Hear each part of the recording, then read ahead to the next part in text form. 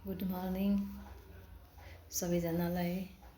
म भर्खर पूजा गरेर आएँ। पूजा गरिसकेपछि अब खाली पेट भएपछि भोक अलिक ढिलो भएपछि भोक लागेर आउँछु के खाऊँ। मेरो मर्निङको सधैँको नास्ता तपाईँलाई देखाउँछु म के खान्छु सधैँ मर्निङमा। हेर्नुहोस् है, सबैजनालाई मनपर्छ होला हल्का फुल्का नास्ता मर्निङको। एकदम पेट गर्मीमा पेट एकदम शीतल आनन्द लाग्छ। तपाईँले देखेर म के खाँदैछु है, मैले मर्निङ सत्तुलाई कचरामा राखेर पानीले घोलेँ। म यस्तै पातलो मलाई मिठो लाग्छ। अनि यसमा मैले चिनी पनि अलिकति हाल्छु, बिना चिनीको मलाई स्वादै लाग्दैन। अनि त्यसपछि यो मेरो मर्निङको सधैँको नास्ता। आजकल गर्मीमा यही भए चाहिँ एकदम खाएपछि कस्तो आनन्द मन लाग्छ कि। अनि त सबै चिज दिमाग पनि ठन्डा हुन्छ नि गर्मीमा। तपाईँ गर्ने पनि कस्तो अब म अब खाँदैछु यसरी खान्छु सधैँ म बिहान आएर।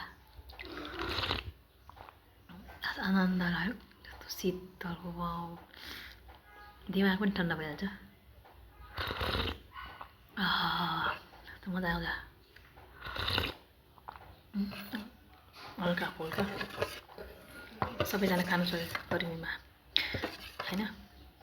तपाईँको इच्छा कसलाई के खानु मन, तर जरुरी छैन कि मैले जे खाएँ तपाईँले के खानुपर्छ। तर मलाई चाहिँ जाडोमा चाहिँ मैले चाहिँ ओट्स खान्थेँ, ओट्स मिठो लाग्थ्यो। तर जबदेखि यो सत्तु खाएँ त्यहाँदेखि 2 महिना हुनुलाई म त त्यसै सत्तुमै पल्केछु अहिले त। म त के खानु मलाई सत्तु बाहेक त्यसपछि चना फुलाएको हुन्छु, चना त्यो मुङको दाल हुन्छ त्यो र अन्डा उसिनेको खान्छु। यसपछि 1-2 घन्टापछि खान्छु त्यो चाहिँ।